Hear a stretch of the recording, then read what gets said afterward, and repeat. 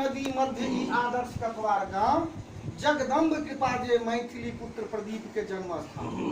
विद्यापति के जय जय भैरव गावी गोसौनति गीत जगदम्ब ही अवलंब हमर कृत मैथिल पुत्र प्रदीप विदेश्वर स्वर 2 कोस दक्षिण ब्रह्मचर्या स्थान सटले दक्षिण कोस भरी पर संत कबीर के गांव कवि बन लिखल मैया के महिमा लेखनी कार्य महान साधक बन के साधना कैलन ताहि दीपक नाम धन्य छथि मात पिता धन्य मिथिला धाम धन्य एहि परिसरक पड़ोसी धन्य ई कटवार धाम श्रद्धांजलि दी शीश झुका के कैल जे कृत महान दीप बुझा गेल आय पर दीपक मलिनी जोड़िया व्यथित मन परिवार आ परिजन कुहकाय साँझ बिहान